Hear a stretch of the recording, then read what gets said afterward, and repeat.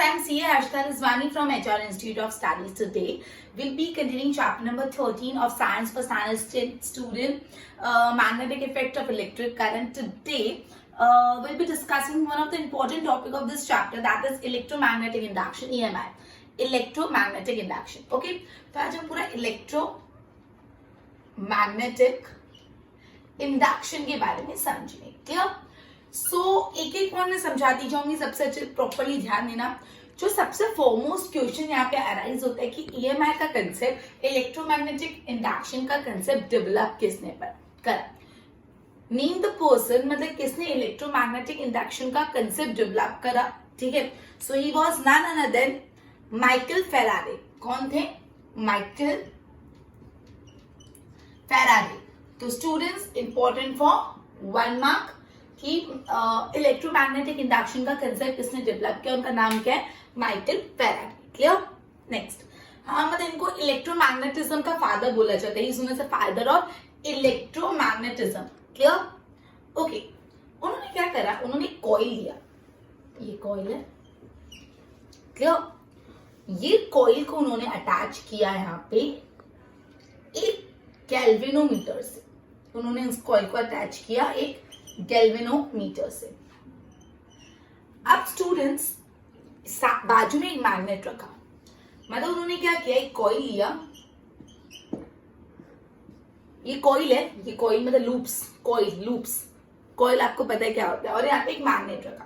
अब यहाँ पे ध्यान देना, उन्होंने ये कॉइल को अटैच किया बाय अ गैल्वेनोमीटर. अब गैल्वेनोमीटर क्या होता है? Okay, I am sorry. Galvanometer एक ऐसा डिवाइस है जो बताता है कि ये कॉइल के अंदर इलेक्ट्रिक करंट प्रोड्यूस हो रहा है कि नहीं.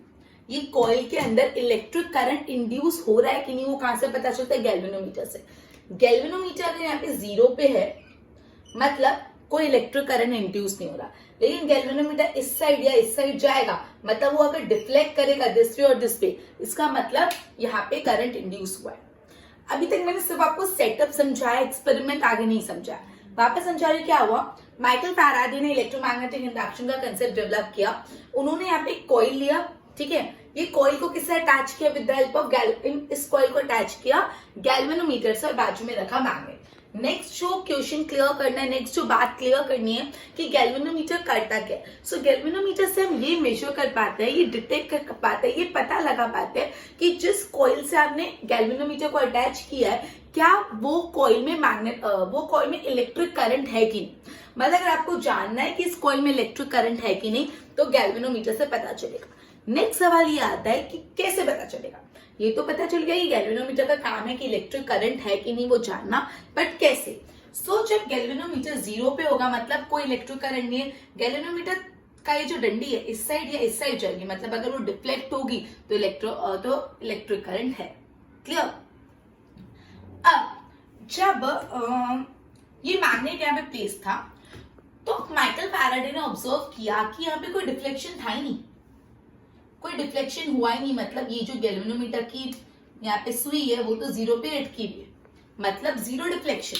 यहाँ पे मैग्नेट था लेकिन कोई डिफ्लेक्शन ही नहीं हुआ. डिफ्लेक्शन हुआ ही नहीं. डिफ्लेक्शन नहीं हुआ मतलब इसका इलेक्ट्रिक करंट फ्लो ही नहीं हुआ, मतलब इस कॉइल में इलेक्ट्रिक करंट है ही नहीं.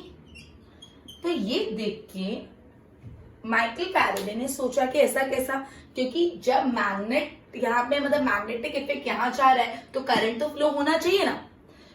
तब माइकल फैराडे ने ऑब्जर्व किया कि ये जो मैग्नेट है ना, यहाँ पे स्टेशनरी था, हिल नहीं रहा था. स्टेशनरी मैग्नेट था. तो मैग्नेट कैसा था? स्टेशनरी.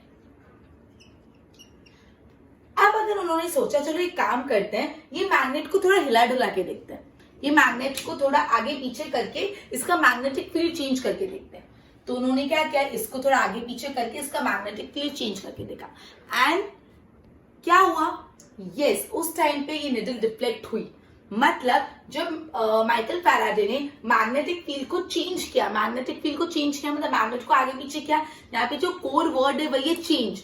जब मैग्नेटिक फील्ड चेंज हुआ, क्यों चेंज हुआ? उन्होंने मैग्नेट को मूव किया, तब गैल्वेनोमीटर में डिफ्लेक्शन हुआ, मतलब तब इलेक्ट्रिक करंट फ्लो हुआ. मतलब जब एक मैग्नेट स्टेशनरी था तब गैल्वेनोमीटर में कोई डिफ्लेक्शन नहीं हुआ, मतलब कॉइल में कोई इलेक्ट्रिक करंट नहीं इंड्यूस हुआ।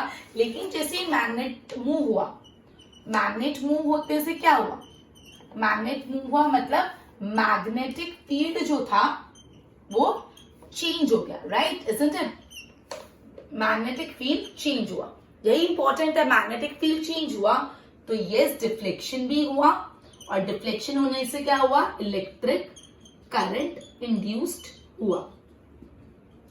Simple, okay. मतलब ये अभी अपन ने क्या पढ़ा, सबसे पहले मैंने आपको ये बताया कि माइकल फैराडे ने इलेक्ट्रोमैग्नेटिक इंडक्शन का कंसेप्ट इंट्रोड्यूस किया।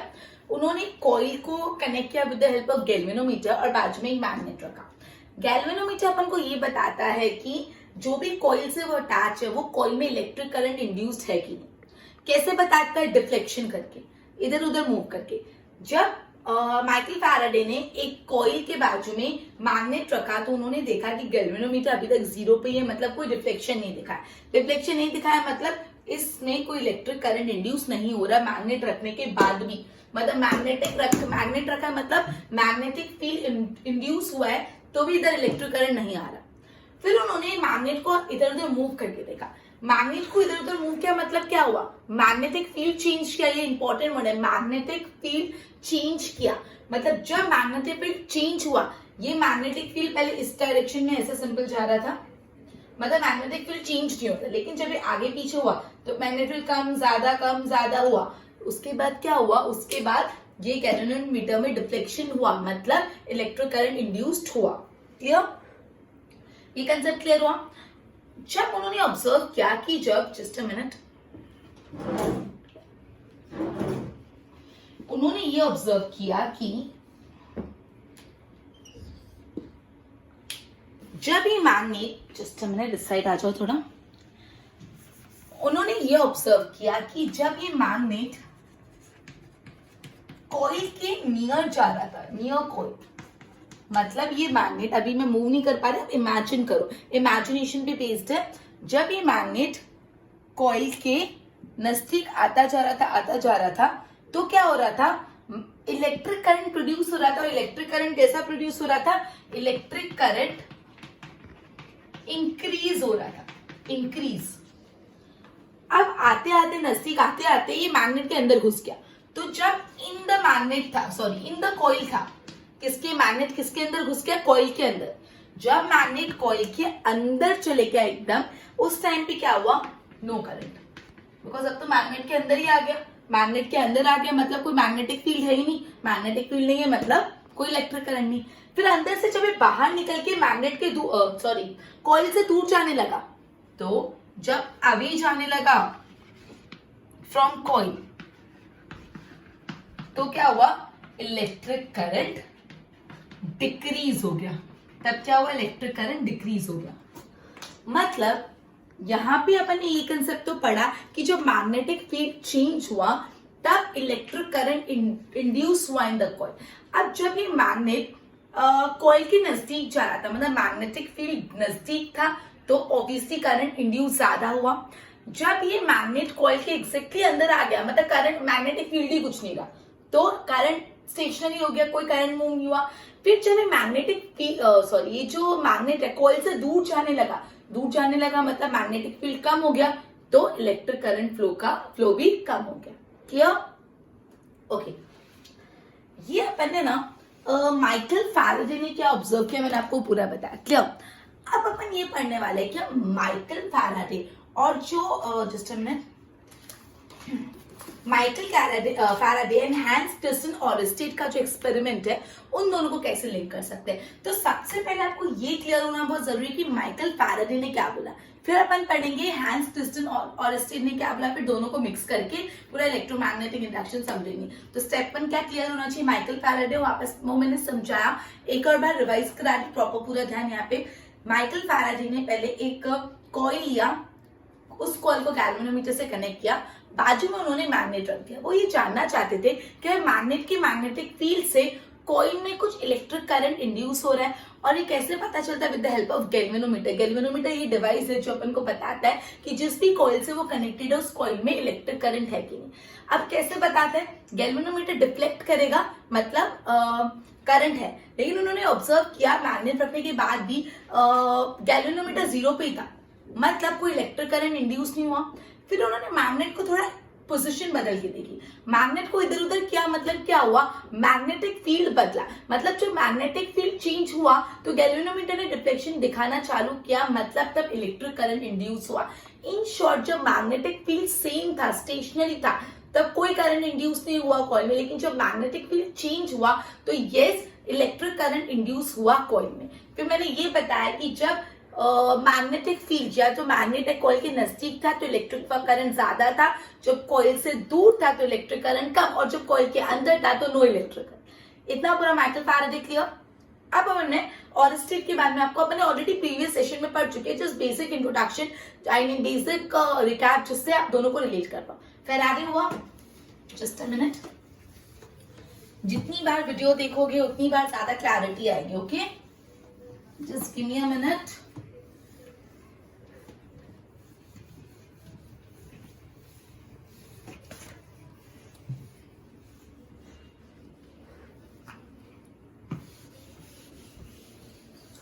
ओके ओके, ट्रू की इलेक्ट्रोमैग्नेटिक इंडक्शन का कंसेप्ट दिया फैराडे ने, वो मना नहीं कर रहे, लेकिन जो इलेक्ट्रिक करंट है और जो मैग्नेटिज्म है उन दोनों का रिश्ता किसने बताया था? जो इलेक्ट्रिक करंट है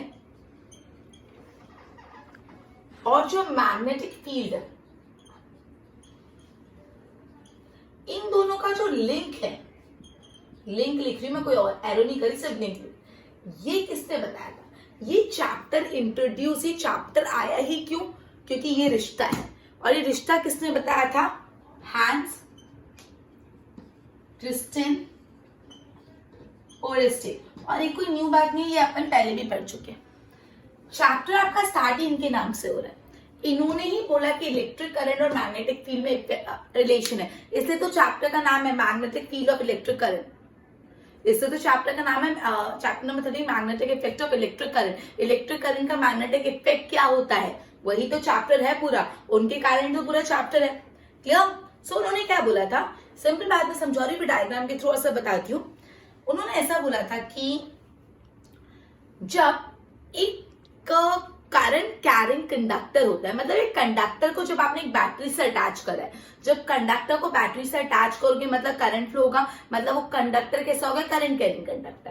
current carrying conductor magnetic effect experience करता है, मतलब अगर इलेक्ट्रिक करंट है तो मैग्नेटिक इफेक्ट भी है, तो मैग्नेटिक फील्ड भी है। मतलब उन्होंने क्या बोला इन शॉर्ट कि अगर एक कंडक्टर को आपने बैटरी से कनेक्ट करा है और वो कंडक्टर में इलेक्ट्रिक करंट जा रहा है, तो वो इलेक्ट्रिक करंट मैग्नेट की तरह बिहेव करेगा और उसके आजू बाजू मैग्नेटिक फील्ड हो जाएगी। ये अपन पढ़ चुके, इसलिए मैं डिटेल में नहीं चल रही, एक और बार सुन लो अच्छे से। जब एक इलेक्ट्रिक करंट फ्लो होता है एक कंडक्टर से, तो कंडक्टर के पास जब इलेक्ट्रिक करंट आता है तो conductor behaves as a magnet और उसके आजू बाजू मैग्नेटिक फील्ड होता है। मतलब ओरेस्टेड ने बोला कि जब इलेक्ट्रिक करंट पास होता है तो मैग्नेटिक फील्ड होता है। यस, ये ओरेस्टेड ने बोला। और अभी अपन ने फैराडे का पढ़ा, फैराडे का एकदम उल्टा था। उन्होंने क्या बोला, मैग्नेट को बाजू में रखो और देखो करंट आ रहा है कि नहीं। उन्होंने बोला कि अगर मैग्नेटिक फील्ड है तो करंट है, तो इलेक्ट्रिक करंट है। Isn't it? क्लियर हो रहा है? माइकल फैराडे ने क्या बोला, अभी अपन ने माइकल फैराडे का जो एक मिनट पहले पढ़ा, माइकल फैराडे का एक्सपेरिमेंट याद करो। उन्होंने एक कॉइल रखा और कॉइल को करंट नहीं दिया, उसको गैल्वेनोमीटर से कनेक्ट करा और बाजू में मैग्नेट रखा। मैग्नेट का मैग्नेटिक फील्ड से उन्होंने पहले स्टेशनरी रखा तो कोई करंट नहीं इंड्यूस हुआ, लेकिन जैसे ही मैग्नेट को मूव किया, मैग्नेटिक फील्ड को चेंज किया तो करंट इंड्यूस हुआ। मतलब मैग्नेटिक फील्ड जब बदल रहा है तो करंट इंड्यूस हो रहा है। क्लियर? ये फैराडे ने बोला। और ओरेस्टेड इनका एकदम उल्टा बोला कि जब इलेक्ट्रिक करंट फ्लो होता है तो वो कंडक्टर एक मैग्नेट की तरह बिहेव करता है, उसमें मैग्नेटिक फील्ड आता है ना। अब इन्होंने ऐसा नहीं बोला कि आप इलेक्ट्रिक करंट को मूव कराओ या इलेक्ट्रिक करंट चेंज होना चाहिए, ऐसी बात इन्होंने नहीं बोली, इलेक्ट्रिक करंट चेंज नहीं होना चाहिए, लेकिन हाँ मैग्नेटिक फैराडे के एक्सपेरिमेंट में जो मैग्नेटिक फील्ड है वो चेंज होना चाहिए। अभी तो अपन ने पढ़ा कि मैग्नेट को इधर से उधर किया, मतलब मैग्नेटिक फील्ड जब बदला तब करंट इंड्यूस हुआ। तो यस, यहाँ पे चेंज होना चाहिए मैग्नेटिक फील्ड। क्लियर? अब इन दोनों को कंबाइन स्टडी करेंगे। कंबाइन स्टडी करने से पहले इतना क्लियर होना बहुत जरूरी है। क्या बोला यहाँ पे, मैं आपको ये बोल रही हूँ कि जो इलेक्ट्रिक करंट और मैग्नेटिक फील्ड है उन दोनों का रिलेशनशिप बताया था हैंस क्रिस्टियन ऑरस्टेड ने, जिनकी वजह से ही ये चैप्टर है एक्चुअली। एंड चैप्टर के स्टार्टिंग में अपन ये बात पढ़ी है, ये चैप्टर का नाम भी तो यही है, magnetic effect of electric current, कि जब आप एक कंडक्टर से करंट पास कराते हो तो वो कंडक्टर खुद ब खुद एक मैग्नेट की तरह बिहेव करता है, उसके आजू बाजू मैग्नेटिक फील्ड आ जाता है। मतलब जब इलेक्ट्रिक करंट फ्लो हो रहा है तो मैग्नेटिक फील्ड ऑटोमेटिकली आ जा रहा है। फैराडे ने इसका एकदम उल्टा पढ़ा, बोला जो अभी अपन ने पढ़ा कि जब मैग्नेटिक फील्ड है तो इलेक्ट्रिक करंट इंड्यूस होगा कॉइल में। मैग्नेटिक फील्ड कैसा होना चाहिए, चेंज होता हुआ। अब इन दोनों की चीजों को मिक्स करके पढ़ते हैं। तो देखो, लेट्स कंबाइन देम। मैं यहाँ पे अब 2 कॉइल बना रही हूँ। मैं ना ये आगे का समझाने से पहले इसको एक बार देख लो, फिर मैं रबी कर देती हूँ इसको, फिर डायरेक्ट न्यू समझाती हूँ। ओके,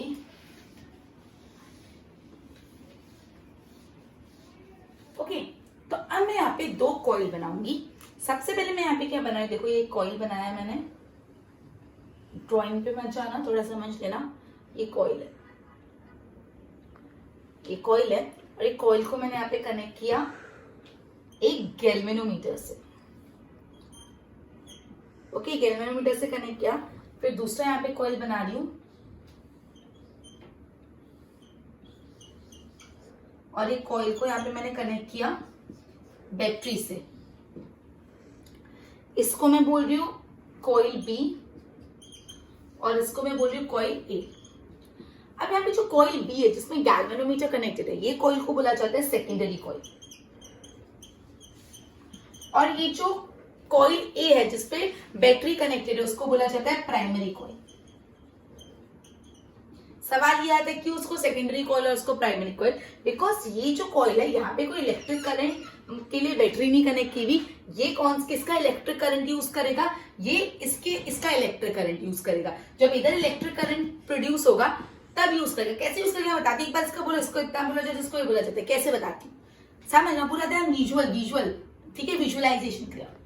ये बैटरी से जब करंट फ्लो हुआ, ये बैटरी से जब करंट फ्लो हुआ, ये कॉइल में करंट आया, मतलब ये कॉइल में जैसे करंट आया तो अभी अपन ने ऑरस्टेड ने अपन को क्या बोला था कि जब भी कॉइल में करंट आ रहा है, मतलब जब कंडक्टर में करंट आ रहा है तो conductor will behave as a magnet, और यहाँ पे क्या आ जाएगा, मैग्नेटिक फील्ड प्रोड्यूस होगा। क्या प्रोड्यूस होगा, मैग्नेटिक फील्ड प्रोड्यूस होगा। मतलब जब आपने बैटरी से करंट पास कराया तो एक कंडक्टर में करंट आ गया, कंडक्टर में करंट आने से कंडक्टर कैसे बिहेव कर रहा है, मैग्नेट की तरह, और आजू बाजू मैग्नेटिक फील्ड आ गया।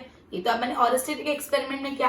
फिर फैराडे ने क्या बोला, जब यहाँ पे मैग्नेटिक फील्ड होगा तो ये कॉइल में करंट आ जाएगा। तो यहाँ पे इस मैग्नेटिक फील्ड से कॉइल में क्या आ गया, करंट आ गया। और ये अपन को कैसे पता चलेगा, विद हेल्प ऑफ गैल्वेनोमीटर। वापस इधर जाना, ऑरस्टेड और फैराडे दोनों ने क्या क्या बोला, मैंने बहुत 2-3 बार बोल दिया, सो बहुत अच्छे से समझ लो। ये नहीं पता ना अभी तक तो वापस वीडियो रिव्यू करते जाओ, क्लियर, बिकॉज ये बहुत इंपॉर्टेंट है, राइट। सो यहाँ पे क्या हुआ, यहाँ पे मैंने कॉइल ए में बैटरी कनेक्ट की है और बैटरी से करंट फ्लो हो रहा है। जैसे ही बैटरी से करंट फ्लो हो रहा है तो ये जो कंडक्टर है, मतलब ये जो कॉइल है, जब उसमें करंट आता है तो कंडक्टर कैसे बिहेव कर रहा है, एज अ मैग्नेट, और उसके आजू बाजू क्या आ रही है, मैग्नेटिक फील्ड। मतलब यहाँ पे मैग्नेटिक फील्ड जनरेट हो रहा है। और अपन ने पढ़ा था फैराडे के एक्सपेरिमेंट में कि जब ये वाले कॉइल को मैग्नेटिक फील्ड में रहा तो मैग्नेटिक फील्ड से कॉइल में क्या आ जाएगा, इलेक्ट्रिक करंट। तो ये प्राइमरी कॉइल के मैग्नेटिक फील्ड से सेकेंडरी कॉइल, दैट इज जो कॉइल बी है, वहां पे इलेक्ट्रिक करंट आ गया। We can check it with the help of galvanometer, कैसे मैंने स्टार्टिंग में बताया। इसीलिए स्टूडेंट्स यहाँ पे कॉइल ए प्राइमरी कॉइल है, बिकॉज यहाँ से करंट फ्लो हो रहा है, मैग्नेटिक फील्ड आ रहा है, इसका मैग्नेटिक फील्ड यूज करके इधर करंट आ रहा है, और एक सेकेंडरी कॉइल है बिकॉज स्टार्टिंग यहाँ से हो रही है, क्लियर। अब एक डाउट अगर आपको आया तो बहुत अच्छी बात है, और नहीं आया तो आना चाहिए था, कि मैंने आपको ये बोला कि ये मैग्नेटिक फील्ड जिससे यहाँ पे कॉइल बी में करंट इंड्यूस होगा, वो मैग्नेटिक फील्ड तो बदलता रहना चाहिए, it should be changing, clear. वो मैग्नेटिक फील्ड तो चेंज होता रहना चाहिए, लेकिन यहाँ पे तो करंट इंड्यूस होगा, तो मैग्नेटिक फील्ड तो वैसा का वैसा रहेगा ना, यहाँ पे करंट इंड्यूस हो रहा है, सेम मैग्नेटिक फील्ड, तो मैग्नेटिक फील्ड जब सेम रहता है तब तो करंट इंड्यूस नहीं होता, स्टार्टिंग में तो अपन ने पढ़ा, ये डाउट है। तो देखो इसके दो जवाब दे सकती हूँ, दो तरीके बता सकती हूँ। पहला तरीका ये कि ये जो आपको स्विच दिख रहा है उसको आप कभी ऑन रखो कभी ऑफ, कभी ऑन कभी ऑफ, मतलब स्विच को ऑन ऑफ करते रहो। स्विच को ऑन ऑफ करते रहोगे मतलब क्या होगा, स्विच जब ऑन होगा तो इलेक्ट्रिक करंट प्रोड्यूस होगा, मैग्नेटिक फील्ड प्रोड्यूस होगा। स्विच ऑफ करोगे तो no electric current no magnetic field, मतलब कभी मैग्नेटिक फील्ड है कभी नहीं है, कभी है कभी नहीं है, कभी है कभी नहीं है, मतलब चेंज हो रहा है ना, कभी है कभी नहीं है, कभी है कभी नहीं है, मतलब चेंज हो रहा है, तो ये चेंज होगा तो यहाँ पे इलेक्ट्रिक करंट इंड्यूस हो जाएगा। पहला तरीका क्या बताया मैंने, पहला तरीका कि यहाँ पे स्विच कनेक्ट कर रहा है तो आप स्विच को कभी ऑन रखो कभी ऑफ, ऑन ऑफ करो। जब स्विच ऑन होगा तो इलेक्ट्रिक करंट फ्लो होगा, मैग्नेटिक फील्ड आएगा और मैग्नेटिक फील्ड से ये कॉइल में इफेक्ट आएगा। और जब स्विच ऑफ कर दोगे तो मैग्नेटिक फील्ड भी नहीं होगा, ऑब्वियसली स्विच ऑफ मतलब इलेक्ट्रिक करंट ही नहीं है, तो यहाँ पे मैग्नेटिक फील्ड भी नहीं होगा, मतलब कभी मैग्नेटिक फील्ड है कभी नहीं है, कभी है कभी नहीं, मतलब बदल ही रहा है, नहीं है नहीं है नहीं तो बदल ही रहा है, तो यहाँ पे इस तरह से चेंज कर सकते हैं। और दूसरा तरीका जस्ट अ मिनट, ये जो है इसको आप है ना बैटरी के बदले आप एक एसी से कनेक्ट कर लो, एसी करंट। एसी क्या होता है, ऑल्टरनेटिव करंट। ये जो है इसको किससे कनेक्ट कर लो, एसी से। एसी मतलब क्या होता है, ऑल्टरनेटिंग करंट। अभी ऑल्टरनेटिव करंट क्या करता है, ऑल्टरनेटिव करंट का काम होता है to change the current with time. ये ऑल्टरनेटिव मतलब क्या होता है, ऑल्टरनेटिव करंट, एसी का काम ही क्या होता है, डीसी एसी, डीसी में direct current, alternating current, AC में तो ऑल्टरनेटिंग करंट। ये करंट को चेंज करता रहता है, ये करंट को क्या करता रहेगा, चेंज करता रहेगा विद टाइम। ये चेंज करता है करंट को विद टाइम। अब जब करंट बदलेगा तो करंट के कारण जो मैग्नेटिक फील्ड है बट ऑब्वियसली वो भी बदलेगा, सो इसके कारण मैग्नेटिक फील्ड भी चेंज होगा विद टाइम, और मैग्नेटिक फील्ड चेंज तो अपन को करना था, मैग्नेटिक फील्ड चेंज होगा तो करंट इंड्यूस होगा। यही तो starting what it should change, मैंने आपको पहले ही बताया।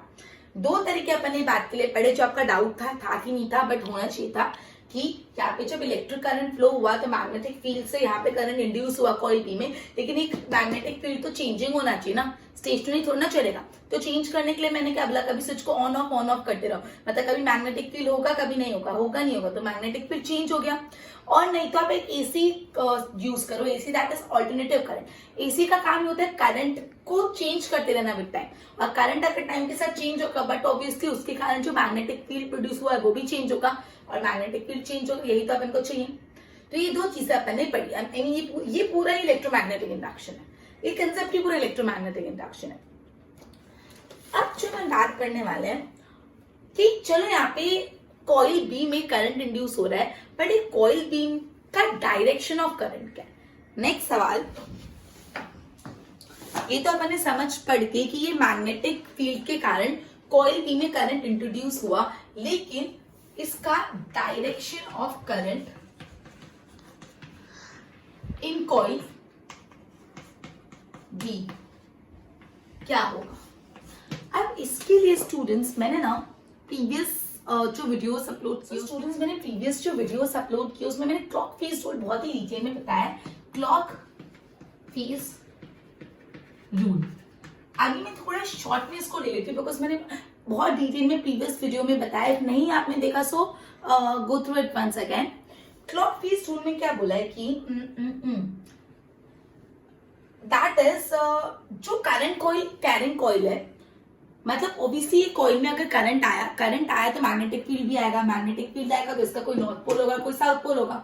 ये अभी तक अपन ने क्या पढ़ा, कॉइल बी में करंट इंड्यूस हुआ मैग्नेटिक फील्ड के कारण, करंट आया मतलब मैग्नेटिक फील्ड तो होगा, और मैग्नेटिक फील्ड मतलब नॉर्थ पोल और साउथ पोल। अब बेसिकली जब नॉर्थ पोल होता है ना तो आपका डायरेक्शन ऑफ करंट क्या होता है, जब नॉर्थ पोल होता है तो डायरेक्शन ऑफ करंट होता है एंटी क्लॉकवाइज, और जब साउथ पोल होता है तो डायरेक्शन ऑफ करंट कैसा होता है, क्लॉकवाइज। ये मैंने डिटेल में प्रीवियस वीडियो में बताया, अभी मैं सिर्फ इतना बता रही हूँ, वापस सुनो।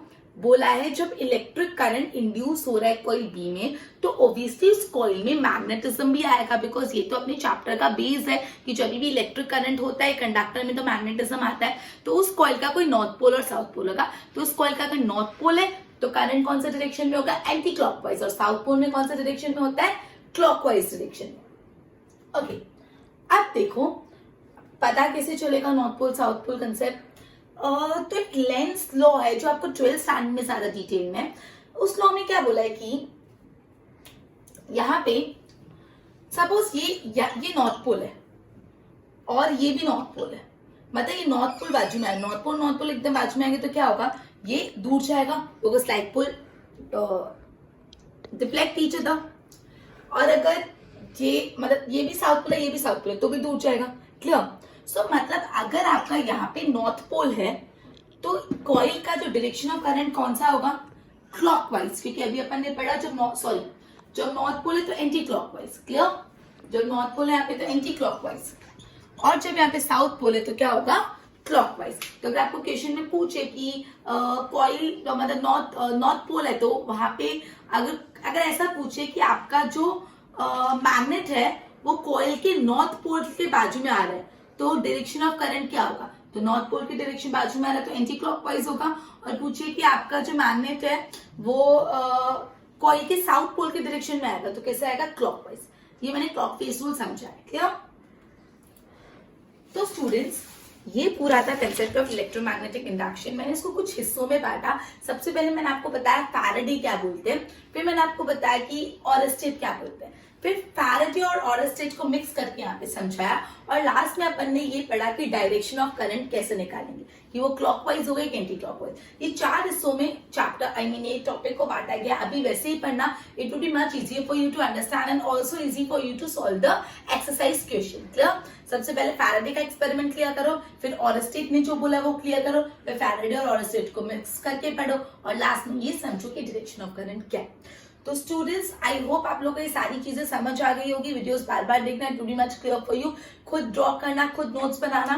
ओके, नेक्स्ट सेशन में अपन ये चैप्टर को प्रोबेबली कंप्लीट कर लेंगे। So I meet you in next session. Till then good bye.